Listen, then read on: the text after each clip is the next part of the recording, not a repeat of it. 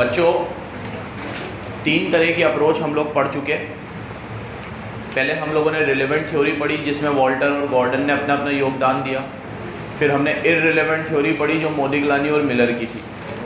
Irrelevant theory ये कहती है कि आप डिविडेंड पे करो या मत करो, उससे हमारे वैल्यू ऑफ फर्म पे कोई फ़र्क नहीं पड़ता है। किस पे फ़र्क नहीं पड़ता है?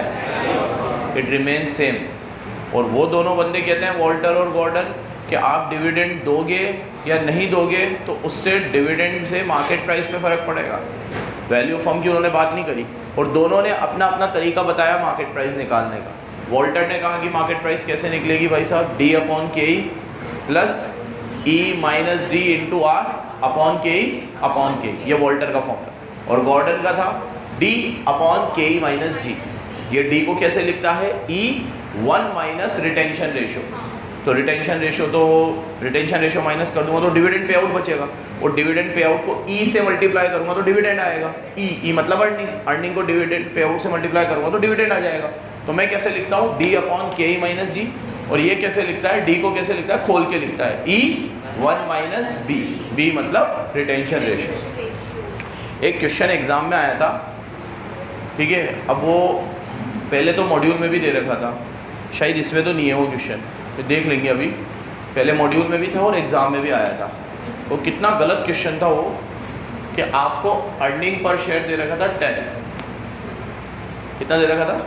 10। और आपको रिटेंशन रेशो बी दे रखा था कितना? 50%। कितना दे रखा था? और आपको डिविडेंड पर शेयर दे रखा था 6। कितना दे रखा था? तो ये कितनी कॉन्ट्राडिक्ट इन्फॉर्मेशन हो गई, क्योंकि अगर रिटेंशन रेशो 50 है तो डिविडेंड पे आउट रेशो भी कितना होगा? 50। और 50 को 10 से करूंगा मैं तो डिविडेंड 5 रुपये आएगा और इसने खुद कितना दे रखा था? 6। How could be it possible? ठीक है। अब उसमें पता नहीं बच्चों को बोनस मिला कि नहीं मिला, ठीक है।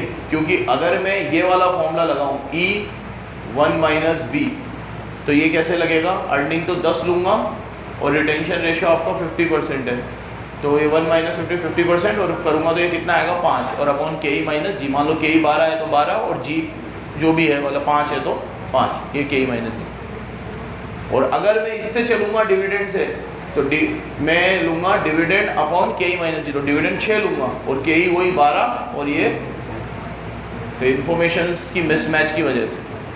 अब भैया इंस्टीट्यूट ने जो आंसर दे रखा था उसमें वो ये वाला दे रखा था, आपकी बुक में फॉर्मूला ये वाला है। हालांकि दोनों फॉर्मूले एक ही होते हैं, लेकिन आपने डिविडेंड तो उसमें कहा था भाई अगर डिविडेंड 6 दिया है, एक्चुअल इन्फॉर्मेशन पे स्ट्रक रहना है हमें, 6 दिया है तो 6 ही लेना है। लेकिन चीज़ तो गलती थी, तो गलती तो मानते नहीं पागल लोग, ठीक है। तो वो ये दे दिया इन्होंने। खैर अच्छा है कि वो अभी मॉड्यूल में तो ऐसा कोई क्वेश्चन नहीं है, पहले एक क्वेश्चन मॉड्यूल में भी था और एग्जाम में भी आ गया था, ठीक है। तो ऐसी कोई चीज़ हो जाए तो याद रखना, इन्फॉर्मेशन पे स्ट्रक रहना। चलो 8वां प्रश्न ये रहा आपके सामने। वॉल्टर गॉर्डन के बाद हमने एमएम भी पढ़ ली थी। एमएम के अंदर हमने कहा था value of firm remain same. देखो एक चीज़ और, ये जो भी लोग, मैंने आप लोगों को पहले भी बता दिया, जो भी लोग अपनी अपनी थ्योरीज दे रहे हैं ये इनका परसेप्शन है, इनका नज़रिया है किसी चीज़ को देखने का। जैसे वॉल्टर कहता है मैं मार्केट प्राइस ऐसे निकालूंगा, गॉर्डन कहता है ऐसे निकालूंगा, लेकिन दोनों से जो मार्केट प्राइस आती है वो कभी सेम नहीं आएगी। लेकिन दोनों का परसेप्शन सेम है इस चीज़ को लेकर कि अगर आप हमारी बात मानोगे तो मार्केट प्राइस बढ़ेगा और नहीं मानोगे तो मार्केट प्राइस कम होगा। क्या बात हमारी कि अगर आर ज़्यादा हो के ई से तो डिविडेंड मत दो, के ई ज़्यादा हो आर से तो 100% दे दो, और आर और के ई बराबर हो तो डिविडेंड दो या मत दो, आपके मार्केट प्राइस पे कोई फ़र्क। लेकिन मार्केट प्राइस निकालने का जो फॉर्मूला है वो दोनों बंदों का अलग अलग है। और फिर ये भी बताया था कि ये फॉर्मूले लगाकर आप लोग कभी रियल लाइफ में मार्केट प्राइस निकाल के देख लेना तो वो नहीं आएगा। जो स्टॉक एक्सचेंज में मार्केट प्राइस चलता है वो बिल्कुल ही अलग होता है, ठीक है। चलो 10 लाख इक्विटी शेयर है, रुपीज़ का साइन है, 100 का है, मतलब 1 लाख शेयर से नहीं, 1 लाख भी नहीं है, 10,000 ही है। 10,000 शेयर है, 100 रुपये का एक है। शेयर जो है वो पार पे है और डिविडेंड कंपनी 10 रुपये का देती है। डिविडेंड पर शेयर कितना है? डीपीएस आपका ₹10। नेक्स्ट आपको कैपिटलाइजेशन रेट मतलब के ही दे रखा है 12%। और आगे बोला है मार्केट प्राइस निकालो if dividend is declare and not declare. जब ये ऐसी बात करें ना, dividend is declare and not declare, तो एमएम अप्रोच की बात कर रहा है। किसकी बात कर रहा है ये? क्योंकि अब अपन मिसलिनियस क्वेश्चन कर रहे हैं, मिक्स। पहले तो वॉल्टर पढ़ा तो वॉल्टर के क्वेश्चन, एमएम पढ़ा तो एमएम के क्वेश्चन, गॉर्डन पढ़ा तो गॉर्डन के क्वेश्चन। अब लिखा हुआ नहीं है इसमें कि एमएमए की गॉर्डन है। तो जब भी इस तरह की बात कर रहे हैं, डिविडेंड डिक्लेयर करा है नहीं करा है, इन्वेस्टमेंट करने की बात हो, तो एमएम अप्रोच चल रही है वहाँ पे।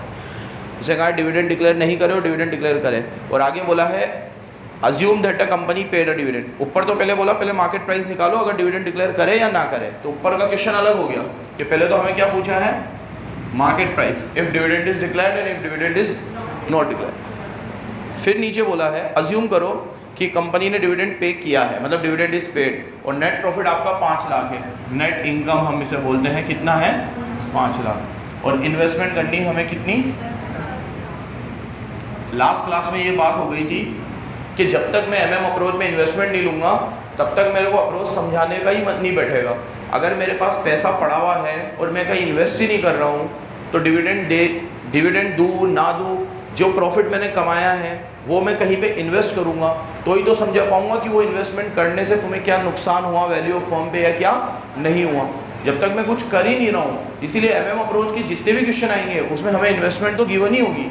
फिर ये भी कहा था मैंने तुम्हें कि मैं 10 लाख करूँ, 15 लाख करूँ, 20 लाख करूँ, क्वांटिटी से कोई फर्क नहीं पड़ेगा, दोनों से वैल्यू ऑफ फर्म सेम आएगी। लेकिन इन्वेस्टमेंट करना जरूरी है इस अप्रोच को समझने के लिए। ये अजम्पशन है इस अप्रोच को समझने की कि हम कहीं इन्वेस्टमेंट अपॉर्चुनिटी हमारे पास अवेलेबल है।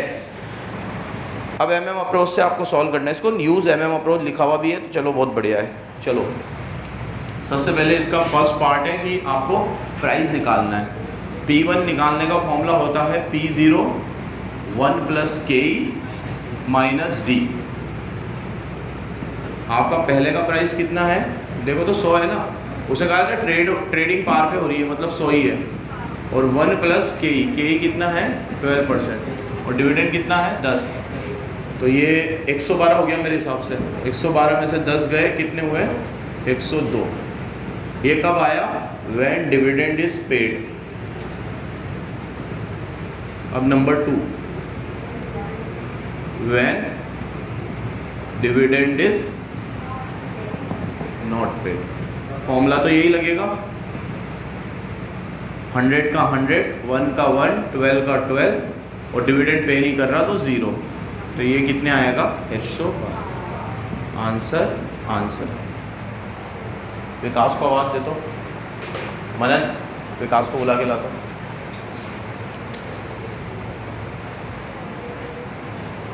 अब अगर मैं डिविडेंड पे करता हूँ, ये वाला केस लेके चलना है हमें, व्हेन डिविडेंड इज पेड, तो मेरी वैल्यू ऑफ फर्म पे क्या फ़र्क पड़ेगा? तो मैंने आपको 3 स्टेप बताई थी। स्टेप 1 बताई थी मैंने आपको प्राइस निकालने की, तो प्राइस तो निकल गई है हमारी। P1 कितना आएगा हमारा? 102 if dividend is paid. Step 2 में मैंने तुम्हें बताया था नंबर ऑफ़ शेयर्स निकालना। क्या निकालना? कि अगर मैं इन्वेस्टमेंट करूँगा तो मुझे कितने शेयर इशू करने पड़ेंगे। तो उसका फॉर्मूला मैंने तुम्हें बताया था। मैंने तुम्हें कहा था ये कुछ एब्रीवेशंस यूज़ करता है, वो एब्रीवेशन आप याद कर लेना, बट उसको अपन डायरेक्ट लिखे तो अगर मुझे इन्वेस्टमेंट करनी है कितने की? 10 लाख की, तो मैं करूँगा यहाँ 10 माइनस मेरे पास प्रॉफिट 5 लाख का है, उसमें से कुछ पैसा डिविडेंड देने में चला गया। डिविडेंड कितना दिया है मैंने? 10 रुपये का। नंबर ऑफ़ शेयर पहले के कितने थे मेरे? पहले के शेयर थे मेरे 10,000। तो आपको बताया था मैंने कि मेरे पास प्रॉफिट अवेलेबल है 5 लाख का, मैं 10,000 शेयर पे 10 रुपये का डिविडेंड दूंगा, तो 10,000 × 10 1 लाख डिविडेंड देने में चला जाएगा। तो 5 में से 1 चला गया, बचे 4। इन्वेस्टमेंट मुझे 10 का करना है, तो 10 में से 4 हटा लूँ तो मुझे 6 लाख की ज़रूरत है। और 1 शेयर इशू करूँगा मैं कितने में? 102 में। नंबर ऑफ़ शेयर बताओ कितने हैं? 58। अब ये पॉइंट में आए होंगे, तो आपको जब यहाँ पे वैल्यू ऑफ फर्म निकालनी है तो वो पूरा लेना है, फिर नहीं तो फिर आंसर में डिफरेंस आ जाएगा। और लास्ट बताई थी आपको स्टेप 3, इसमें निकलती है वैल्यू ऑफ फर्म। अब वो वैल्यू ऑफ फर्म कैसे निकालते हैं हम लोग? ठीक है, सबसे पहले लेते हैं हम लोग जो हमने इन्वेस्टमेंट करा सबसे पहले लेते हैं हम लोग क्या? नंबर ऑफ़ शेयर्स, पुराने वाले और नए वाले। ठीक है, तो हमारे पास पुराने वाले शेयर्स थे 10,000 और नए वाले शेयर्स थे 5882। इनटू करते हैं उसको मार्केट प्राइस से, वो कितनी है? 102 माइनस आई प्लस नेट प्रॉफिट। आई कितना है? 10 लाख और नेट प्रॉफिट कितना है? 5 लाख। डिवाइड करेंगे 1 + KE से। KE कितना है? 12%। ये पूरा लेना, तो ये पूरा लेने के लिए आप इसको पहले वापस सॉल्व करना कैलकुलेटर पे। 10 लाख में से 4 माइनस करके 102 से डिवाइड करके ये जो भी आए शेयर्स कितने आएंगे 582222 जो भी आए उसमें पूरा 10,000 प्लस करना। भाई तो करना बैठा हुआ क्या है, वो पूरा सॉल्व करके बता रहे हो।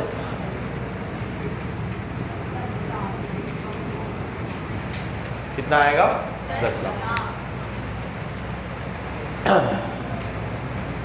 लास्ट क्लास में ये भी बात हो गई थी कि ये माइनस 10 लाख करके प्लस 5 लाख पूरे क्यों लेते हैं, क्योंकि मैं जब डिविडेंड दूंगा 1 लाख का तो 4 ही बचेंगे मेरे पास, लेकिन हम लोग 5 क्यों लेते हैं।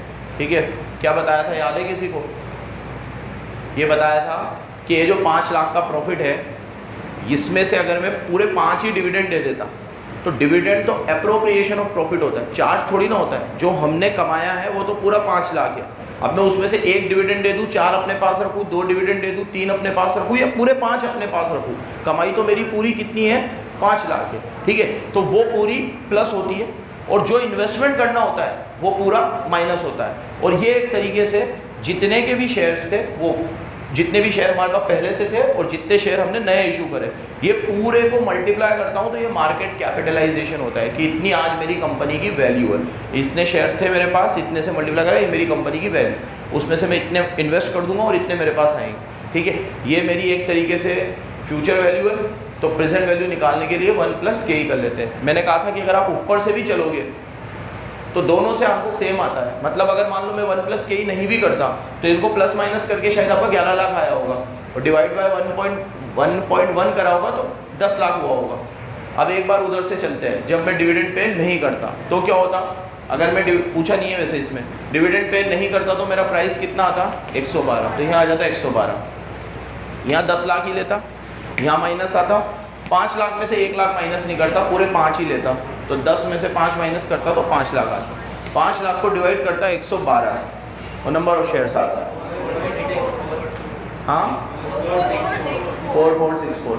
अब वो 4464 प्लस होते हैं 10,000 में और इंटू होते 112 से, माइनस होते 10 लाख प्लस होते 5 लाख।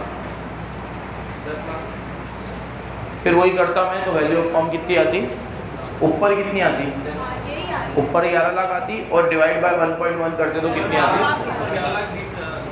जो भी आ रही है, मतलब मुझे नहीं पता, लेकिन इधर भी वही आ रही होगी ना। तो अगर आपको अपना एक कन्फ्यूजन था लास्ट क्लास में, क्या कन्फ्यूजन था कि सर अपन 1 + k से डिवाइड करते हैं ये मानकर कि ये फ्यूचर में मिलेंगे हमें, तो हम तो आज की वैल्यू निकाल रहे हैं। तो एक तरीके से डिस्काउंटिंग कर दी मैंने। एक तरीके से 1 + k नीचे लेने का क्या मतलब है कि अगर मैं 1/1 + k करूँ तो मेरा डिस्काउंटिंग फैक्टर कितना आएगा 1/1 + k, मतलब 0.892।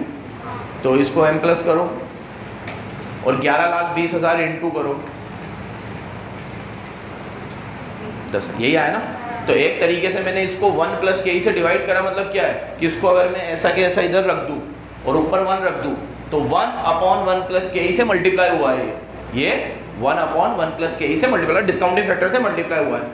तो जब भी ऐसी कोई चीज़ करते हैं इसका मतलब हमने प्रेजेंट वैल्यू निकाली है। तो प्रेजेंट वैल्यू कब निकालते हैं हम, जब कोई इनफ्लो हमें बाद में मिलने वाला होता है। इतने क्वेश्चन करे हम लोगों ने, बजटिंग पढ़ा, कैपिटल स्ट्रक्चर में आया, उधर लिवरेज में आया, ठीक है, कहीं कहीं पे भी हम लोग उधर आया कॉस्ट ऑफ कैपिटल में, कहीं पे भी हमने ये 1/1 + k वाली चीज़ कब करी है कि ये चीज़ हमें बाद में मिलने वाली है, तो हम इसकी प्रेजेंट वैल्यू निकालते हैं। तो इसका मतलब ये 11,20,000 फ्यूचर वैल्यू है और हमने इसकी प्रेजेंट वैल्यू कितनी निकाली 10 लाख। अब हमारा एक सवाल अटका था लास्ट क्लास में, क्या अटका था कि अगर ये मेरे शेयर से जो मैं बाद में इशू करूँगा, ये 10 लाख की इन्वेस्टमेंट में बाद में करूँगा, तो ये इनकम भी मेरे को बाद में ही मिलेगी, ये इनकम भी मेरे को बाद में मिलेगी। ठीक है, क्या था यार डाउट, एक कुछ डाउट आया था।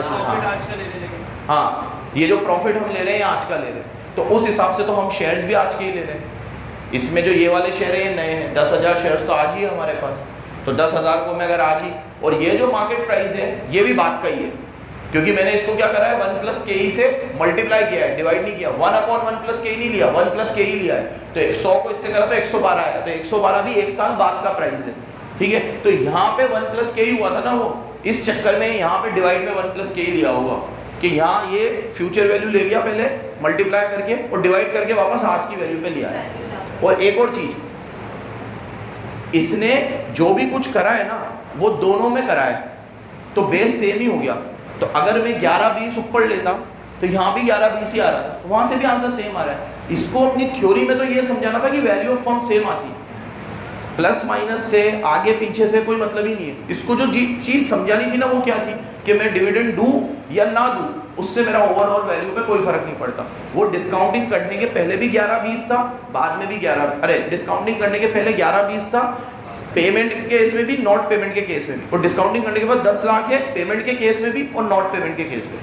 तो अगर अपन इसको ऐसे समझे, अभी तो खैर हमें तो इसने जो ली है, पहले तो मैं बोल चुका हूँ बहुत बार कि एफएम में जब किसी बंदे की बात आ जाए, कंसेप्ट की बात नहीं, किसी बंदे की बात आ जाए, तो उसकी थ्योरी को हमें एज इट इज ही अडॉप्ट करना है, उसमें तो इफ एंड बट नहीं, क्योंकि उसने क्या सोचा है वो हम नहीं सोच सकते। ठीक है, जैसे वॉल्टर और गॉर्डन ने दोनों ने प्राइस की बात अलग अलग कराई। अब उसने वॉल्टर ने जो दिया उसका फॉर्मूले का डेरिवेशन आपको समझाया कि पहले डिविडेंड को के से डिवाइड करो, ठीक है, फिर अर्निंग में से डिविडेंड माइनस करो, इनटू आर करो, अपॉन के करो, फिर वापस अपॉन के करो। तो उस क्लास में पूरा समझा था कि ऐसा क्यों हो रहा है। ठीक है, वो समझ में भी आया कि हाँ भाई ये सही है, ये चीज़ ऐसी होनी चाहिए। लेकिन गॉर्डन ने अपनी तरीके से बताया, उसने सिर्फ क्या करा, डिविडेंड ले लिया और के माइनस जी कर लिया। उसने ग्रोइंग परपेचुइटी का फॉर्मूला लगा दिया एक तरीके से। कौन सा फॉर्मूला लगा दिया? के माइनस जी का क्या मतलब, वो अपन लोगों ने एन्युटी पढ़ी थी वहाँ पर, ग्रोइंग परपेचुइटी, एक ही डिविडेंड मिलता है अपन को, डिवाइड बाय के माइनस जी करा, ग्रोथ होती है तो अपन ग्रोथ माइनस करके, वो फॉर्मूला किसका था, ग्रोइंग परपेचुइटी। तो उसने डिविडेंड की वैल्यू हर बार क्या ले ली, सेम ही ले ली, अर्निंग को कंसीडर ही नहीं किया, आर को कंसीडर ही नहीं किया। तो उसका नजरिया था, ठीक है, उसको ऐसे लगा कि मार्केट प्राइस ऐसे निकालना है। इस बंदे को क्या लगा भैया कि हम लोग जो वैल्यू ऑफ फर्म निकाल रहे हैं, ठीक है, उसमें हमें इन्वेस्टमेंट भी लेनी है, अर्निंग भी लेनी है, और अर्निंग भी यहाँ पे इसने 5 लाख ली, उधर भी 5 लाख ली। कि अगर अपन अपने हिसाब से सोचे तो जब डिविडेंड पे करूंगा उस समय जो नेट प्रॉफिट लूंगा, और डिविडेंड पे नहीं करूंगा उसमें नेट प्रॉफिट, दोनों में तो अलग आएगा। अगर पे कर दूंगा तो 4 ही बचेगा, और पे नहीं करूंगा तो पूरा 5 बचेगा। लेकिन इसमें पूरे 5 लाख दोनों में कंसीडर किए। ठीक है, तो ये इसका तरीका है। लेकिन इसमें एक चीज अच्छी क्या है, दोनों में इसने जो भी करा है सेम करा है। यहाँ पे 1 प्लस के ही हो रहा है, अगर डिवाइड फ्यूचर वैल्यू से प्रेजेंट वैल्यू पे आने के लिए, तो वहाँ पे भी हो रहा है। तो बिना 1 प्लस के ही करे भी आंसर सेम आ रहा है। यहाँ पे भी 11-20 आ रहा है और यहाँ पे भी 11-20 ही आ रहा है। लेकिन लेना तो हमें यही है, 1 प्लस के ही से डिवाइड तो करना ही है, क्योंकि इसकी अप्रोच इस तरीके से डिजाइन की गई है। ठीक है, अगला देखो 9th, अर्निंग दे रखी है आपको 5 लाख, पे आउट रेशो 60% दे रखा है, और नंबर ऑफ शेयर्स दे रखे हैं आपको 1 लाख। पे आउट रेशो अगर 60% है तो रिटेंशन रेशो आपका 40% होगा।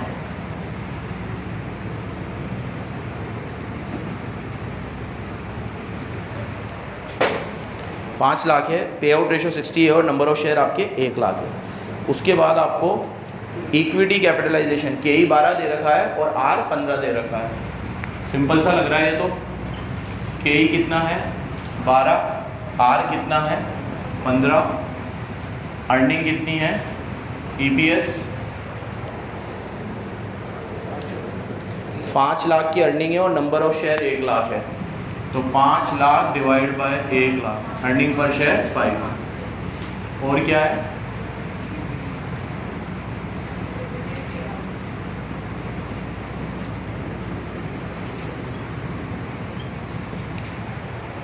चलो सब कुछ दे रखा है इसमें, देखते पूछा क्या है। Market value as per Walter and optimum payout ratio according to Walter. चलो ये तो तुम मेरे को ओरली बता दो, वॉल्टर के हिसाब से ऑप्टिमम पे आउट रेशो कितना होना चाहिए तनिष्क? नो डिविडेंड, तो मतलब हमारा डिविडेंड पे आउट रेशो 0 होना चाहिए, क्योंकि आर ज़्यादा है के से, तो हमारा नो डिविडेंड होना चाहिए। लेकिन ये तो दे रहा है, तो अगर ये डिविडेंड दे रहा है तो इसका मार्केट प्राइस कम आएगा और ऑप्टिमम से हमेशा ज़्यादा आएगा। तो पहले इसके हिसाब से निकालते हैं। मार्केट प्राइस निकालने का formula as per Walter, D upon K plus E minus D into R K upon K. ठीक है, डिविडेंड कितना दे रहा हूँ मैं 60%, 5 रुपये का 60% 3 रुपये, और के है मेरा 12%। अब अर्निंग है 5 और ये डिविडेंड है कितना 3, आर कितना है 15%, ये कितना है 12%, और ये भी कितना है 12%। सॉल्व करो, ये 3 अपॉन 12% करो पहले,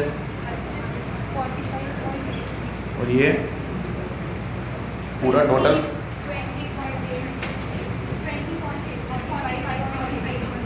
45.83, यही आ रही है इसकी 45.83। ये पार्ट 1 था।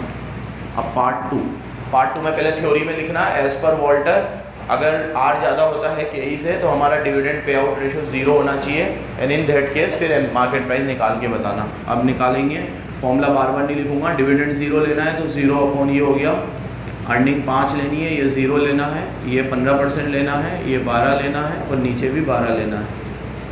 बस ये वाला सॉल्व कर लो। 5 का 15% आएगा आपका कितना, 0.75।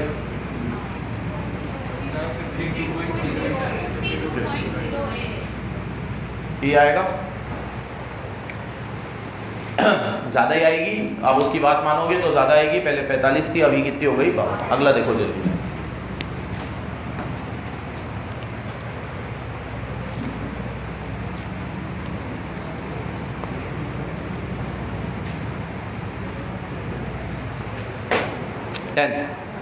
आपको 3 फॉर्म दे रखी है, एक ग्रोथ फॉर्म है, एक नॉर्मल फॉर्म है, एक डिक्लाइनिंग फॉर्म है। तीनों फॉर्म का R दे रखा है 15, 10, 8 और KE दे रखा है 10, 10, 10। ऐसा क्वेश्चन पहले भी करा था अपन ने, बिल्कुल सिंपल क्वेश्चन है। देखो, एक में आपको दिख रहा है R ज़्यादा है KE से, और एक में दिख रहा है R और KE बराबर है, और एक में दिख रहा है R कम है और KE। तीनों में अर्निंग 10, 10, 10 है, तीनों में रिटेन अर्निंग 0.6 है और डिविडेंड पे आउट 0.4 है। छोड़ो इसको, मतलब नहीं, टाइम पास करना है बस। आपको पता ही है क्या आंसर आएगा। जिसमें R ज़्यादा होगा KE से वहाँ पे आपने अगर डिविडेंड दिया है तो नुकसान होगा, जहाँ पे KE ज़्यादा होगा R से वहाँ पे आपने डिविडेंड दिया है, ठीक है, तो फ़ायदा होगा। 100 तो दिया ही नहीं है कहीं पे भी, 40%, 60% ही, 40 दिया है बल्कि, तो फ़ायदा होगा। लेकिन यहाँ 100% दे देते तो ज़्यादा फ़ायदा होता। और जहाँ पे R और KE बराबर है वहाँ पे डिविडेंड देने या ना देने से कोई फ़र्क नहीं पड़ेगा। अगले पे आओ, illustration number 11।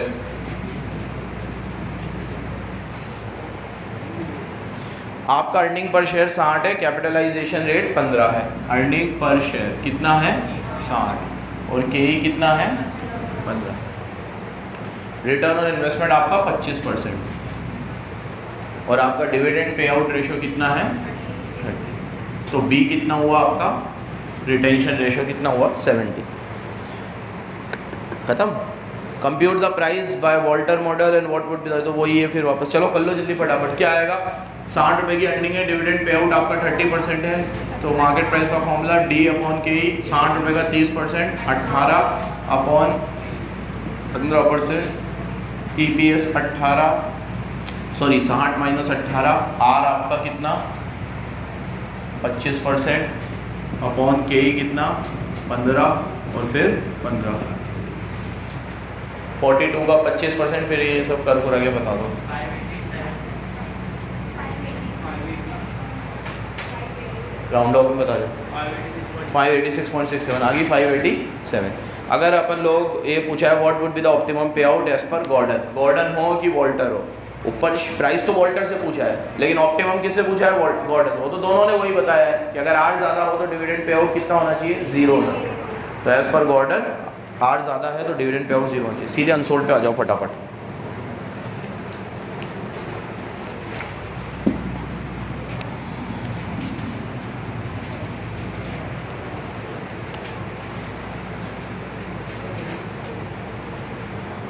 Unsold number 1. M Limited belong to a class of risk class of capitalization rate is belongs to a risk class for which capitalization rate is 10%. ठीक है, KE कितना है आपका 10%. Next, it has 25,000 shares है और market price 100 है। Number of shares कितने हैं, 25,000, और अभी मार्केट प्राइस कितनी है, 100। इफ़ एक्सपेक्ट 2.5 लाख का प्रॉफिट होगा इनको और डिविडेंड 5 रुपये का देना। जब इस तरह की बात आ जाए समझ जाना MM चल रहा है। नेट प्रॉफिट कितना है, 2.5 लाख, और डिविडेंड कितना देने की सोच रही है, 5 रुपये की। Next, it require 5 lakh for investment. इनको एक इन्वेस्टमेंट करना है 5 लाख का। Illustrate how MM affect the value of firm if dividend are paid और नॉट पेड। करे इसको, फिर वही 3 स्टेप में सॉल्व होगा, ये डिविडेंड पे करे या ना करे। पहली स्टेप, मार्केट प्राइस निकलेगा, क्या निकलेगा, P1। पहले का प्राइस कितना है, 100, 1 प्लस KE, ये मैं ले रहा हूँ डिविडेंड पेड वाला,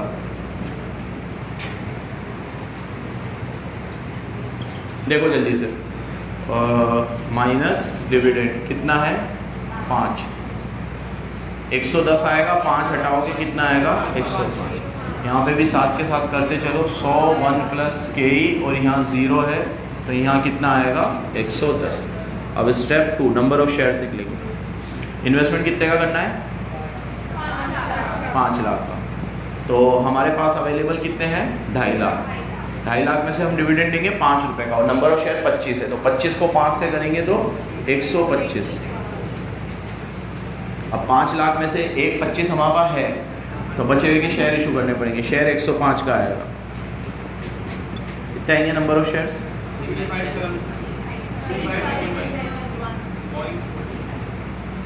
चलो यहाँ पे तो पूरा ही लूँगा, लेकिन मैं अब नंबर ऑफ शेयर पुराने वाले लूँगा 25, नए वाले लूँगा 3571 इंटू करूँगा आपके मार्केट प्राइस 105 और फिर लूँगा मैं माइनस करूँगा आई जो कितना है 2.5 लाख, सॉरी आई तो 5 लाख है, आई कितना है 5 लाख और प्लस करूँगा रिटेन अर्निंग जो कितनी है 2.5 लाख, डिवाइड करूँगा 1 प्लस के ई जो कितना है 10%।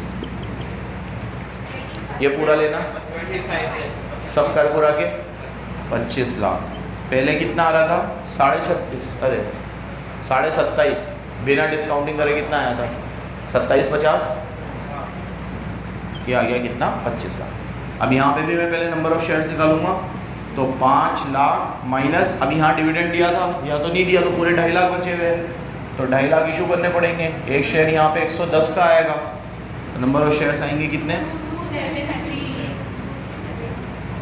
और फिर स्टेप 3 में वैल्यू ऑफ फर्म निकालूंगा तो नंबर ऑफ शेयर पहले के कितने हैं 25,000, अभी के कितने हैं 2273 और into 110 minus 5 lakh plus 2.5 lakh 1 plus के ई, ठीक है। ये क्वेश्चन यार करने के हिसाब से बहुत इजी है, थोड़ी एक दो चीज़ें ऐसी है जो गले में ना उतरे, ठीक है। मतलब एक तरीके से असम्पशन जो इसने लिए है या जो ये डिवाइड वाली चीज़ हो रही है कि अपन इसी फ्यूचर वैल्यू से प्रेजेंट वैल्यू पे आ रहे हैं, पहले फ्यूचर वैल्यू पे गए ही क्यों, फ्यूचर वैल्यू ही क्यों ली, ठीक है। आधी चीज़ आज की है, आधी चीज़ कल की है। ये वाले शेयर तो अभी है हमारे पास, ठीक है, लेकिन वो क्या हो रहा है कि ये वाले शेयर को जिस प्राइस से मल्टीप्लाई किया जा रहा है वो प्राइस बाद की है और ये प्राइस बाद की हमने इधर निकाली है। तो बस इतना याद रखो कि यहाँ मल्टीप्लाई हुआ है, यहाँ डिवाइड हुआ है और जैसे को तैसे हो गया हो, पहले हम उसको बाद में लेके गए फिर उसको वापस आज की वैल्यू पे लेकर आए, ठीक है। बाकी है करने के हिसाब से बिल्कुल ईजी है, कुछ नहीं है, 3 स्टेप है, तीनों स्टेप में दोनों में आंसर हमेशा सेम आएगा। इसका कुछ घुमाओ फिराओ हुआ भी क्वेश्चन आने के चांस नहीं, ये सब चीज़ें इसको ही देनी पड़ेगी। अब इसमें घुमाओ फिराओ तो वही हो सकता है बस कि एक आध चीज़ मिस करके कुछ वैल्यू ऑफ फॉर्म दे दे हमें, वो जो एक दो इक्वेशन वाली क्वेश्चन दूसरे चैप्टर में करें। इसमें भी आ सकता है कि अगर एमएम अप्रोच के हिसाब से वैल्यू ऑफ फॉर्म 25 लाख है तो बताओ कंपनी ने कितने नए शेयर इशू किए होंगे, एमटीपी आरटीपी में है ऐसे क्वेश्चन, तो उस केस में यहाँ 25 लाख ले लेना और उसको एक्स मान के फिर रिवर्स कैलकुलेशन से कर लेना, उस तरह के क्वेश्चन है। हाँ भाई कुछ फोटो ले रहा है,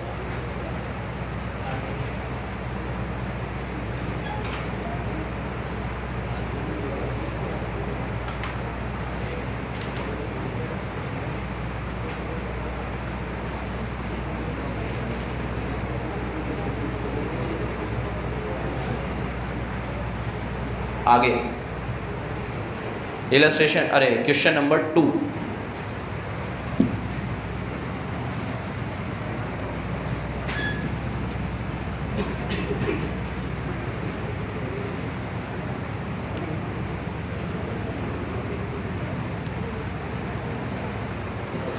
टोटल अर्निंग आपकी 2 लाख है, नंबर ऑफ शेयर 20,000 है, तो ईपीएस निकाल लो। टोटल अर्निंग आपकी 2 लाख है, नंबर ऑफ शेयर कितने हैं 20,000, तो आपका अर्निंग पर शेयर कितना आएगा 10 रुपये, ठीक है। हर एक में ईपीएस काम आना ही है। डिविडेंड पेड आपका 1.5 लाख का है तो डीपीएस निकाल लो। डिविडेंड पेड 1.5 लाख है, डिवाइड बाय 20,000 कितने आएंगे 7.5 के डीपीएस आ गया। पीई रेशो 12.5 है, पीई रेशो कितना है, ये का काम आएगा देखेंगे अभी, पीई रेशो। चलो, apply the Walter model and analyse whether the company का जो डिविडेंड पे आउट रेशो है वो सही है कि नहीं है, एनालाइज करो और compute the P ratio at which dividend policy will have no effect. बहुत बड़े क्वेश्चन है। अब वो वाला पी रेशो निकालो जिससे डिविडेंड पॉलिसी पे कोई फ़र्क ही नहीं पड़ेगा, ठीक है। और आपका आंसर क्या चेंज होगा अगर मैं पी रेशो 8 दे दूँ तो? ठीक है, 3 पार्ट में सॉल्व होगा, तीनों पार्ट देखते हैं। अब बात की नज़र से इस क्वेश्चन को देखिए अगर अपन, तो इसमें ना तो के ही है ना आर है, आर भी तो नहीं है, तो वो एनालाइज करने को बोल रहा है तो उसके लिए पहले तो आर चाहिए, के ही चाहिए, के ही निकल जाएगा, क्योंकि ये पी रेशो के फॉर्मूले से हमने कॉस्ट ऑफ कैपिटल में के ही निकालना सीखा था। ठीक है, तो के ई का फॉर्मूला, पहले इसका फर्स्ट पार्ट सॉल्व कर रहे हैं। के ई का फॉर्मूला है 1/P रेशो। ठीक है, तो 1/12.5 कितना आएगा? 8%। ठीक है, ठीक है। और मैंने तुम्हें ये भी बताया था, ये फॉर्मूले को अगर अपन ड्राइव करें तो ये कैसे निकलता है। जैसे के ई का जो फॉर्मूला होता है वो ये होता है, ठीक है, DPS upon market price into 100, है ना। और पी रेशो का फॉर्मूला होता है price upon earning, market price upon EPS। ठीक है, ड्राइव करके इधर उधर से काट पीट के इसकी वैल्यू को उधर करके रेसिप्रोकल करके इससे ही के ही आ जाता है। ठीक है, अब आर भी नहीं है मेरे पास, तो आर का मतलब क्या बताया आपको? आर का मतलब है जिस रेट से कंपनी कमाती है, कंपनी की कमाई की दर। आर मतलब होता है रिटर्न ऑन इन्वेस्टमेंट, कि कंपनी को इतना रिटर्न मिला है। तो कंपनी जो कमाती है वो तो दे ही रखा है हम लोगों को, और कंपनी के नंबर ऑफ शेयर्स भी है ना, कंपनी के नंबर ऑफ शेयर्स। ठीक है, कितने शेयर्स है? 20,000, और एक शेयर 100 रुपये का है, तो टोटल पेड अप कैपिटल भी है। तो आर इस तरीके से निकल सकता है, total earning upon total capital into 100। आपकी अर्निंग कितनी है? 2 लाख, और आपके नंबर ऑफ शेयर 20,000 है। 100 रुपये का एक है, 20,000 को 100 से करो तो कितने हैं ये? 20 लाख, और इंटू 100 कर दो, तो आपका आर आएगा कितना? 10%। क्लियर है? ठीक है, क्वेश्चन में आर डायरेक्टली नहीं था तो ऐसे निकाल लिया अपन ने। ठीक है, आर मतलब रिटर्न ऑन इन्वेस्टमेंट ही तो होता है, कितना रिटर्न है। तो अगर मेरी ये कैपिटल है और ये मेरा इनकम है, तो यही तो रिटर्न हुआ। 20 लाख पे मैंने 2 लाख रुपए कमाए, मतलब मेरा रिटर्न कितना हो गया? 2 लाख, अरे 10%। और तो कोई इन्फॉर्मेशन भी नहीं है इसमें। अगर ये EBIT वगैरह देता तो उससे आर निकाल लेता मैं, EBIT अपॉन कैपिटल एम्प्लॉयड करके, टैक्स रेट वगैरह होती, कुछ और इंटरेस्ट होता, कोई और इन्फॉर्मेशन नहीं है। तो आर बस ऐसे ही निकल सकता है, जो अर्निंग है वो 2 लाख है, कैपिटल मेरी 20 लाख है, तो कमाई मेरी 10% है। ठीक है, नेक्स्ट। अब क्या पूछा था इसने फर्स्ट पॉइंट में, कि वेदर कंपनी की पॉलिसी ऑप्टिमम है कि नहीं है। ऑप्टिमम कब होती है? कि जब आर ज़्यादा होता है केई से, तो हम डिविडेंड कितना देते हैं? 0। यहाँ पे आर कितना है? 10, और केई कितनी है? 8, तो आपको देना चाहिए 0, बट यू आर पेइंग कितना दे रहे हो तुम? 7.5। तो 7.5 डिवाइड बाय 10, 75% दे रहे हो आप। तो policy is not optimum, policy optimum. ये सब लैंग्वेज में लिखना है, बकवास मत लिखना जो मैंने लिखी है, ठीक है, ढंग से लिखना। तो ये तो है ना, अर्निंग है ना, डिविडेंड पे आउट रेशियो निकाला ना मैंने। हाँ, 7.5 डिविडेंड दे रहा हूँ 10 रुपए में से, तो पे आउट कितना है मेरा? 75%, और रिटेंशन कितना है मेरा? 25%। चलो ये आ गया। ठीक है, चलो उसका सेकंड पार्ट भी बहुत बढ़िया था। सेकंड पार्ट की वजह से इंपॉर्टेंट लगा इसको। सेकंड पार्ट में भाई कह रहे हैं कि वो पी रेशो बताओ जिस पे dividend policy will have no effect on the value of firm. ठीक है, अब यहाँ पे वॉल्टर बोल रहे हैं ना, वॉल्टर वैल्यू ऑफ फर्म की थोड़ी बात करता है, तो प्राइस की बात करता है। तो वैल्यू की जगह उसको प्राइस कर लेते हैं अपन, मतलब प्राइस के तरीके से समझते हैं कि क्या मेरा पी रेशो होगा कि डिविडेंड पॉलिसी से मेरे प्राइस पे फर्क नहीं पड़ेगा। तो ये कहता है आर ज़्यादा होगा के से तो पड़ेगा, के ज़्यादा होगा आर से तब भी पड़ेगा, लेकिन आर और के अगर बराबर होंगे तो प्राइस पे कोई फर्क नहीं पड़ता, क्योंकि फिर मैं डिविडेंड दूं या ना दूं प्राइस विल रिमेन। ऐसा ही पढ़ा है हमने, लेकिन प्राइस के लिए पढ़ा। वैल्यू वाली बात वॉल्टर गॉर्डन नहीं करते थे। वॉल्टर गॉर्डन तो किसकी बात करते थे? प्राइस। तो यहाँ वैल्यू या तो गलती से लिखा हुआ है या नहीं भी लिखा, तो हम हमारी अंडरस्टैंडिंग के लिए तो यहाँ प्राइस ही लेंगे कि अगर मैं डिविडेंड पॉलिसी कैसी बनाऊं, मतलब पी रेशो मेरा कितना हो कि जिससे मेरी डिविडेंड पॉलिसी से मेरे प्राइस पे कोई फर्क ना पड़े, मतलब मैं डिविडेंड दूं या ना दूं मेरा प्राइस विल रिमेन सेम। तो देखो इधर ऐसा कब होता है? ठीक है, पहले लैंग्वेज में लिखना पड़ेगा कि as per Walter dividend policy will have no effect on price और value of firm if KE is equal to R.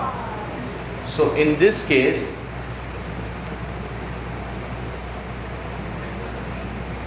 हमारा R 10 है तो KE भी 10 होना चाहिए, KE is equal to R बोला है ना। तो अगर हमारा R 10 है, सो फॉर दिस ये करने के लिए हमें क्या करना पड़ेगा, KE will be same as R, KE और R बराबर होने चाहिए। तो R अगर 10 है तो KE भी कितना होना चाहिए, KE is equal to R is equal to 10%, इतना होना चाहिए 10%। तो अब ये 10% बनाने के लिए मेरे को P रेशो कितना लाना पड़ेगा, P रेशो पूछा है इसमें कि calculate P ratio.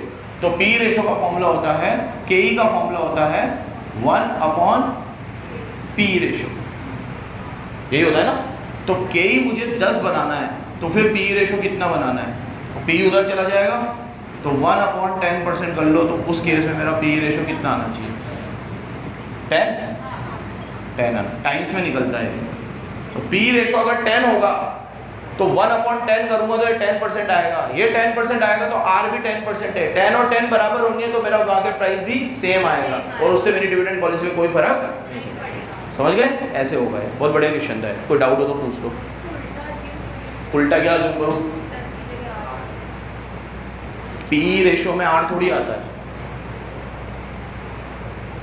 P ratio पूछा था ना उसने, उल्टा अज्यूम करता तो ये मानता कि R को इतना बना लूं, तो R को उतना बना के क्या करता, फिर अगर R को उतना बनाना होता तो फिर R का फॉर्मूला क्या लगाता मैं, R का फॉर्मूला ये वाला लगाता, उसमें अर्निंग को चेंज करता, उससे P रेशो पे क्या फर्क पड़ता, P रेशो पे तो KE से फर्क पड़ता है ना। तो KE बनाना था ना मुझे, वैसा R क्यों बनाऊंगा।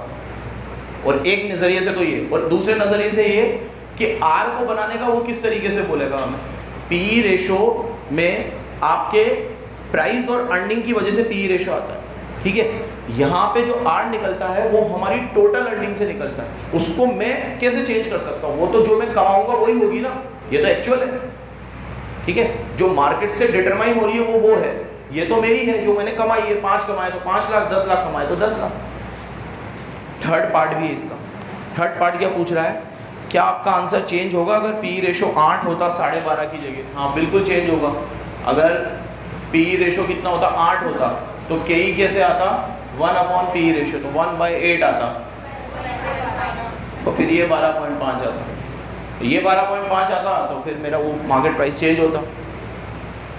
मार्केट प्राइस ही पूछा है ना, क्या पूछा है, बस इतना ही पूछा है, विल योर आंसर्स चेंज आएगा, बस इतना इसको लैंग्वेज में समझा देना कि बिल्कुल चेंज आएगा। KE ज़्यादा हो गई, KE ज़्यादा होने की वजह से क्या होगा, R 10 है और KE 12 है, 12.5, तो डिविडेंड फुल देना पड़ेगा। कितना देना पड़ेगा, 100%। अभी ये 75% दे रहा है, इसको कितना देना चाहिए, 100% देना चाहिए। Next,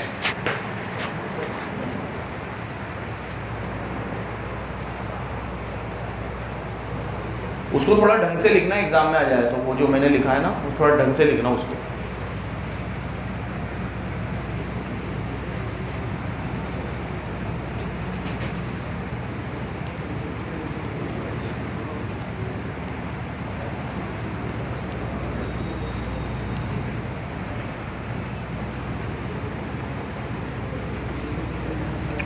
Question number 3. With the help of following formula, calculate the market price using Walter formula and Gordon's formula. Walter और Gordon के फॉर्मूले से मार्केट प्राइस निकालना है, ठीक है, दोनों से करना है। डेटा तो वैसे भी दोनों में सेम ही काम आता है। क्या क्या दे रखा है हमें, एक तो EPS है, EPS कितना है 10 है, डिविडेंड 6 है, ये 10 है और DPS हमारा 6 है। फिर हमें KE दे रखा है 20 और रिटर्न ऑन इन्वेस्टमेंट 25, तो KE दे रखा है हमें कितना 20 और R दे रखा है हमें कितना 25। नेक्स्ट, हमें रिटेंशन रेशियो मतलब B दे रखा है कितना 40%, तो उस हिसाब से हमारा डिविडेंड पे आउट रेशियो कितना हो रहा है 60%। देखो मैच भी हो रहा है, 6 रुपये को 10 रुपये से करूँ तो 60% ही आएगा और वैसे भी 60 आ रहा है। वो जो अभी क्वेश्चन की बता रहा था उसमें ये मैच नहीं हो रहा था, बहुत बड़ी गलती थी, ठीक है। आधा तो क्या होता है कि ऐसी ऊट पटांग चीज़ दे देते हैं और वो भी एग्ज़ाम में, तो टाइम वेस्ट भी अलग होता है। बच्चा तो सोचता है 2, 5, 10 मिनट तो खपते हैं उसके कि क्या हो रहा है, मिस प्रिंट समझूँ या कोई ट्रिक समझूँ। बच्चा तो ये भी सोचता है कि ट्रिक तो नहीं है ये कुछ, ठीक है। इनको बहुत ध्यान देना चाहिए। ये किताब में तो ऊट पटांग जो हरकत करना हो कर ले, क्योंकि वहाँ तो सामने टीचर होता है और समय होता है, एग्ज़ाम के तो एक एक चीज़ को इनको इतने पैनलों से निकालना चाहिए कि उसमें तो एक पॉइंट की भी मिस्टेक ना हो, क्योंकि एक तो वो 3 घंटे बहुत, हाँ चलो वॉल्टर का फॉर्मूला और गॉर्डन का फॉर्मूला दोनों लगा ले इसको, तो सिंपल है यार, कर लोगे क्या है इसमें, कैलकुलेटर पे ही कर पूरा लो कैलकुलेटर। कौन सा पहले वॉल्टर का लगाओ, वॉल्टर का लगाओ, वॉल्टर का लगेगा डी अपॉन के ई, डी तो लो तुम कितना 6 अपॉन के ई लो 20%, 30, फिर ई माइनस डी करो तो 10 माइनस 6 करो 4 को करो 25% से और डिवाइड करो 20% से, फिर डिवाइड करो 20% से, 25 ही आया, टोटल 55 आया। ठीक है, चेक कर लो एक बार इसका।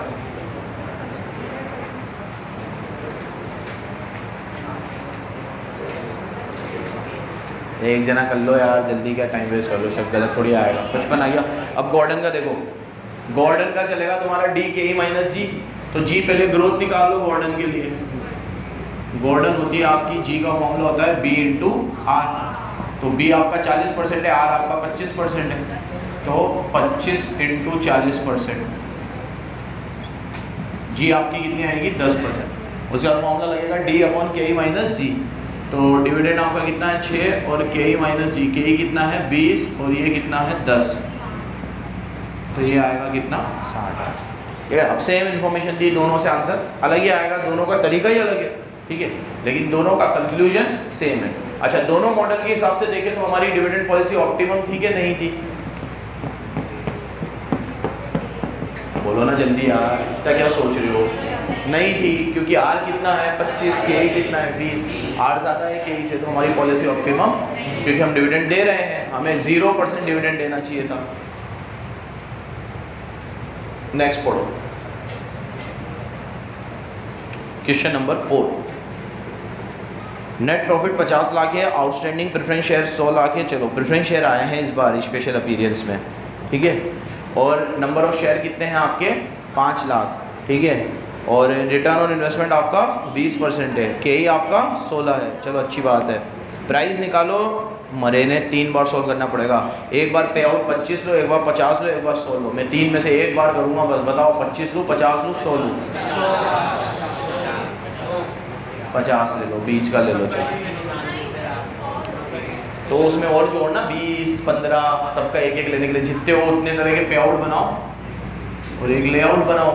चलो 4th क्वेश्चन, सबसे पहले हम लोगों को नेट प्रॉफिट दे रखा है, मेरी तरफ देखो, हमें इन सारे क्वेश्चनों को करने के लिए ईपीएस चाहिए, डीपीएस चाहिए, अर्निंग चाहिए, डिविडेंड चाहिए, और अर्निंग आ गई तो डिविडेंड अपने आप आ जाएगा, क्योंकि पे आउट रेशो गिवन है, तो बस हमें बस अर्निंग चाहिए, है ना, क्या चाहिए अर्निंग, और आर चाहिए के ई चाहिए, आर के ई दोनों नीचे दिख रहे हैं, है ना, बस इतनी सी कथा है इसमें, बस ये लिमिटेड इन्फॉर्मेशन से ये चैप्टर बनाया गया है, ये लिमिटेड इन्फॉर्मेशन हमें चाहिए होती है। अर्निंग चाहिए, अर्निंग के लिए नेट प्रॉफिट है, तो नेट प्रॉफिट से अर्निंग निकाल लेते हैं, तो सबसे पहले नेट प्रॉफिट लो कितना है, अब जब प्रेफरेंस शेयर होते हैं तो उनको भी तो डिविडेंड देना पड़ता है, तो वो लेस होगा इसमें से, लेस प्रेफरेंस डिविडेंड कितना है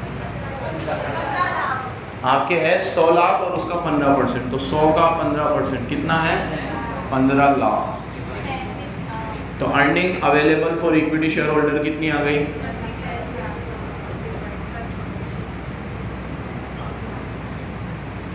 35 लाख, तो ईपीएस कितना आ गया 35 lakh upon number of shares कितने हैं 20, अब ईपीएस 7 है, तो पे आउट रेशो अगर 25% होगा तो डिविडेंड इसका 25%, 50 है तो इसका 50% और 100 है तो पूरा 100%, कोई भी एक से कर लेते हैं, तीनों से वही बात पड़ेगी, तो डिविडेंड पे आउट रेशो में ले लेता हूँ कितना 50%, ना ले लेता हूँ 50%। वॉल्टर से करना है गॉर्डन से करना है, गॉर्डन से करना है, तो गॉर्डन तो और ईजी है, गॉर्डन का formula DPS upon KE minus G, तो पहले G निकाल लेता हूँ, यहाँ देखो G होता है B इंटू R, R कितना है और B रिटेंशन, तो डिविडेंड अगर मैंने 50 लिया है तो B भी कितना होगा, और R कितना है 25 20, तो 20 इंटू 50%, आपका G आएगा कितना 10%, क्लियर है, और अब फॉर्मूले में रख दो डिविडेंड है आपका कितना, 7 का 50%, 3.5, और के कितना है आपका 16 माइनस जी 10, 58.33। एक जना चेक कर लो, सेकंड पार्ट में 58.3, 3 पार्ट में ही क्वेश्चन, सेकंड वाला 58.33 आ रहा है, 58.33। चलो आगे देखो। फिफ्थ, सर से पूछ क्या 5 मिनट है ना।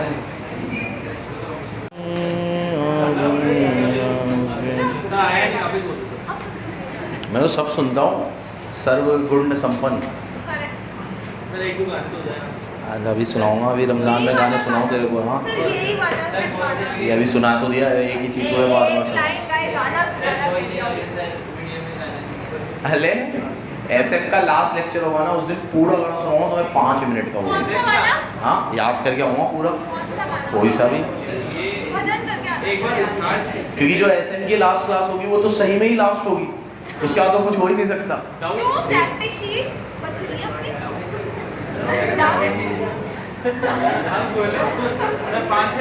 मारो इसको, मारो। लो वाइट स्ट्रीट बाहुबली पिक्चर वीडियो में बकवास बिल्कुल मत करा करो। फिफ्थ, दुबई तक जाती है। चलो पहले लवीना फेमस हो गई है, लवीना तो कभी दुबई मत जाना, पूरा खेल लेंगे तेरे को। अच्छा तुम हो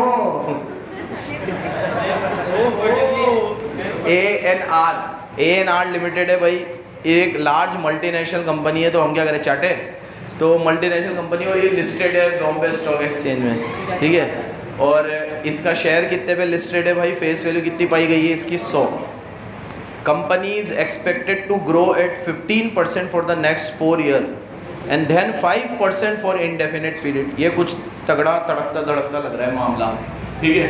तो इसका जो डिविडेंड है वो ग्रो कैसे करेगा, इसकी ग्रोथ कैसे है, 15% है फॉर फर्स्ट 4 ईयर्स, कितने सालों तक। उसके बाद कंपनी ने कहा ज़्यादा लाड़ में बताओ, अब 5% से ग्रो करेगा फॉर इनडेफिनेट पीरियड, ठीक है। अब मेरी बात सुनो, मैं जब गॉर्डन के फॉर्मूले में जी लेता हूँ ना, तो वो ग्रोथ 5% होती तो वो 5 ही होती है। अब यहाँ पे क्या है, पहले 4 साल में तो 15% है, उसके बाद 5 है, तो फॉर्मूले में भी फिर चेंज आना चाहिए, क्योंकि वो जो गॉर्डन फॉर्मूला लगाता है वो ग्रोइंग परपेचुइटी का फॉर्मूला है कि हमेशा अगर आपका डिविडेंड इतने % से ग्रो करेगा और आपकी केई इतनी है तो आपका मार्केट प्राइस इतना होना चाहिए कि अगर आज मैं 15 रुपये का डिविडेंड दे रहा हूँ तो ऊपर मैंने ले लिया 15, आपकी केई कैपिटलाइजेशन रेट 12 है तो मैंने नीचे ले ली 12, और आपका 5% से ग्रोथ होता है तो 12 में से 5 हटा दी 7%, और 15 को डिवाइड किया 7% से, तो आपकी मार्केट प्राइस आज की तारीख में ये आ गई, ठीक है। वो ग्रोइंग से, ग्रोथ को एक मान के चलता है, हर साल अगर ग्रोथ अलग अलग हो तो वो फॉर्मूला फिर यहाँ पे एप्लीकेबल नहीं होगा। आगे देखो, शेयर होल्डर एक्सपेक्ट करता है 20% रिटर्न अपने शेयर्स पे, तो के ही मान लो इसको मैं, शेयर होल्डर की रेट है ना, शेयर होल्डर की रेट के ही होती है, और कंपनी ने 120 रुपये डिविडेंड दिया है। अभी जो हमने डिविडेंड दिया है वो कितना दिया है, लेकिन अगले 4 साल में कितना बढ़ेगा, 15, और उसके बाद शेयर्स जो है are traded at average price 3122 on the last day. मतलब ये शेयर जो लास्ट दिन पे ट्रेडिंग हुई है ना, वो 3122 रुपये हुई है। ऊपर पहली लाइन में दे रखा था कि अभी इसकी ट्रेडिंग कितनी हो रही है, 100 रुपये। BSE में ना अभी जो ट्रेडिंग हो रही है, अभी जो ये शेयर का प्राइस है अभी वो मात्र 100 रुपये है, और ये लास्ट डे, मतलब जब भी ये शेयर जो लास्ट डे पे सर्वाइव करेगा, इन्होंने अपनी दृष्टि से देख लिया क्या करा, ठीक है, तो लास्ट डे पे जब इसका प्राइस होगा तो वो कितना होगा, 3122 रुपये। आज ये 100 का है, लेकिन लास्ट दिन पे ये कितना होगा, ठीक है। लास्ट डे का मतलब ये है कि जब ये लास्ट टाइम ट्रेड होगा, मतलब जब ये लास्ट दिन होगा, इसके बाद ये शेयर बंद हो जाएगा, तो उस समय पे ये होगा, ठीक है। Find out the intrinsic value, आपको शेयर की इंट्रिंसिक वैल्यू निकालनी है और ये बताना है कि ये प्राइस ओवर प्राइस है कि अंडर प्राइस है। जबरदस्त क्वेश्चन है, ठीक है। आपको इस शेयर की क्या निकालनी है, इंट्रिंसिक वैल्यू निकालनी है। क्या निकालनी है, और ये बताना है कि ये शेयर ओवर प्राइस है या फिर अंडर प्राइस। अब 2 मिनट इसको करें, उसके पहले बिल्कुल तुमने चलो बच्चों सुनो इधर, इसमें ना तो वॉल्टर लगेगा ना गॉर्डन लगेगा, वो लगता तो ये खुद बोल ही देता। इंट्रिंसिक वैल्यू का मतलब होता है आज की वैल्यू जो आज एग्जिस्ट करती है। तो अगर मैं ये मानूं कि ये जो डिविडेंड मुझे मिलेंगे ये 5 साल तक मिलेंगे, 4 साल तक, उसके बाद फिर कंटिन्यू मिलेंगे, ये सारे डिविडेंड जो मुझे ज़िंदगी भर में मिलने वाले हैं, आज अगर मैं इसकी प्रेजेंट वैल्यू निकाल लूँ कितनी है तो वही इसकी इंट्रिंसिक वैल्यू है, और उस प्रेजेंट वैल्यू को कंपेयर कर लूँगा 3000 से। अगर वो ज़्यादा आई तो अंडर प्राइस है, और मेरी वाली कम आई तो ये ओवर प्राइस है। तो मेरी वाली इंट्रिंसिक वैल्यू कैसे आएगी? रियलाइज यील्ड मेथड से। किससे आएगी? ये पढ़ा था हमने उधर, किधर? Cost of capital. किसमें पढ़ा था? Cost of capital. Market price निकालने के लिए हम रियलाइज यील्ड यूज़ करते, तो वो रियलाइज यील्ड यूज़ करेंगे कि डिविडेंड से मेरे को कितना पैसा मिला है 4 सालों तक, 4 सालों में जो मिला है वो तो 4 साल में मिलेगा, आज उसकी प्रेजेंट वैल्यू, और फिर वो प्रेजेंट वैल्यू की को टोटल कर दूंगा मैं सबको, तो वो इसकी आज इसकी इंट्रिंसिक वैल्यू है। चलो देखो इधर, सबसे पहले फॉर्मूला कैसे लगाए, इसको टेबल वाइज करते हैं यार। 1 2 3 4 डिविडेंड पहले साल में मिलेगा, ये तो अभी करंट का 120 है, अब उसमें ग्रोथ 15% है, तो 120 में 15% जोड़ दो, जल्दी करो यार। 1 फिर उसमें 15% जोड़ दो, फिर 15% जोड़ दो, और फिर 15% जोड़ दो, 2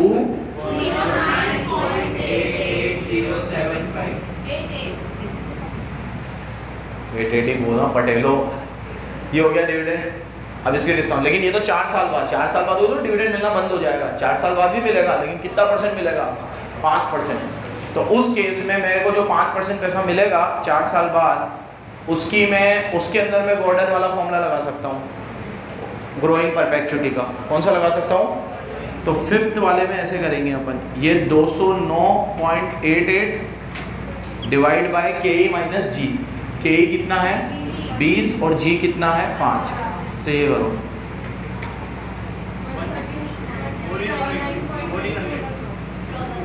एग्जैक्ट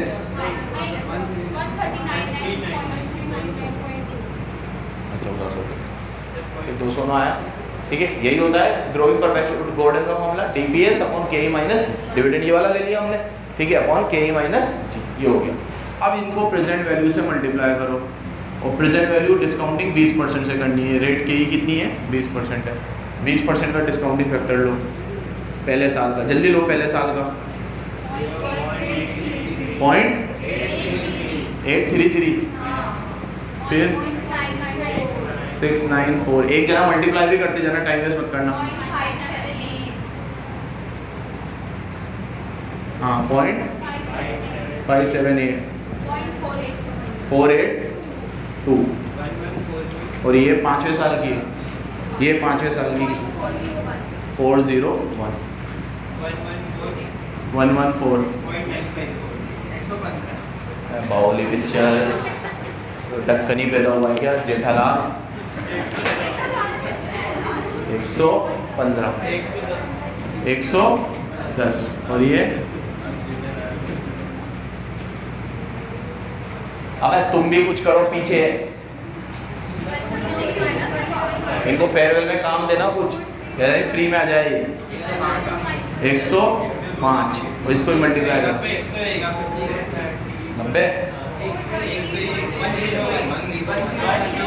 90 क्यों बोला फिर? और ये 4, अभी कोई 431 बोल रहा था, पागल हो गया। अब सबका टोटल बताओ।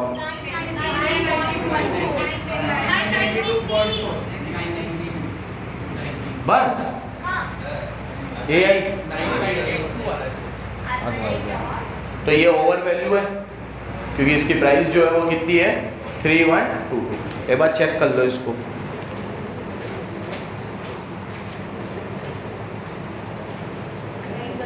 इसकी तो 1022 आ रही है, नहीं 992 आ रही है तुम्हारी। एक बार चेक करते जाओ, पहला साल इसने 115 लिया, हमने भी 115 लिया, फिर 110 लिया, हमने भी 110 लिया, फिर 105 लिया, हमने भी 105 लिया, फिर 101 लिया, हमने भी 101 लिया, फिर 590 लिया। ये सही कर, चेक कर लो इसको। ये हमने 209, अरे हाँ यार, ये 5वें साल में आते वक्त तुमने 15% ऐड नहीं करा गया, वो भी करो, से गलत आया।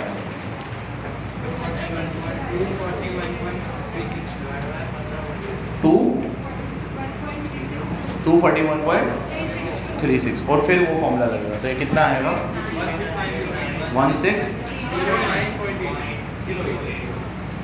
यार प्लीज 1609 और मल्टीप्लाई करके तो फिर देख लो, उसका तो 592 था, इसका तो 592 है ना, क्या है इसका?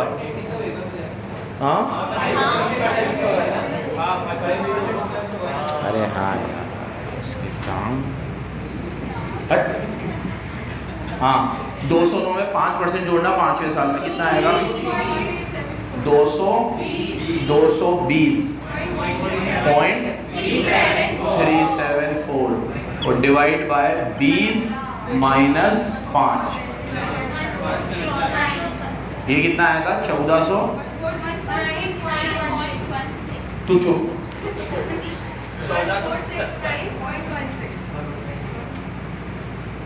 और ये कितना आया था डिस्काउंटिंग करके 4 मल्टीप्लाई करके प्लस कर लो, ये इसकी इंट्रिंसिक वैल्यू आएगी।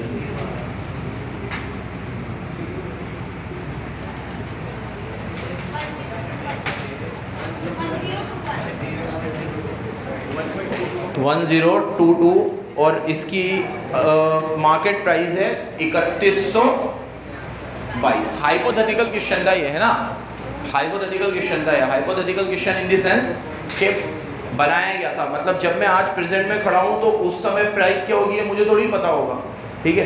तो ऐसा माना गया है कि मैं उस समय में खड़ा हूँ और उस समय में मैं ये 4 सालों तक तो 15% डिविडेंड कमा चुका हूँ, उसके बाद 5% कमा चुका हूँ, तो जो मुझे कमाना था मैं कमा चुका हूँ। अब जितना भी मैंने कमाया उसकी प्रेजेंट वैल्यू निकालने के लिए फिर मैं पीछे आऊँगा, तो इसका मतलब मैं इधर खड़ा हूँ, तो या तो मैं इधर खड़ा हूँ या उधर खड़ा हूँ। अगर मैं उस प्राइस तक पहुँच गया 3122 तक, तो मतलब मैं फ्यूचर में हूँ, ठीक है। और जब मैं फ्यूचर में ही हूँ तो ये पैसा मैं कमा चुका हूँ, ठीक है।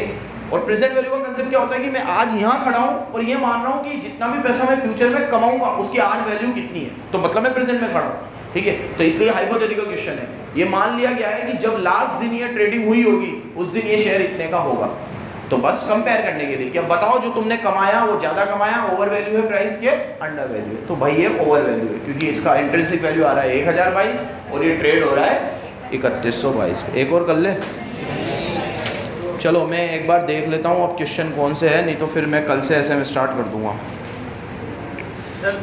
चुप हो जा 2 मिनट, बहुत मारूंगा। छठे क्वेश्चन में दे रखा है कि एक प्राइस, एक शेयर 1460 में बिकता है, ग्रोथ उसकी इतनी है और डिविडेंड उतना है।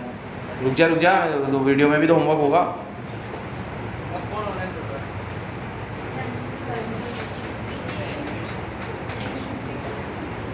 चलो मैं ही करा दूंगा यार, बंद कर दूँ।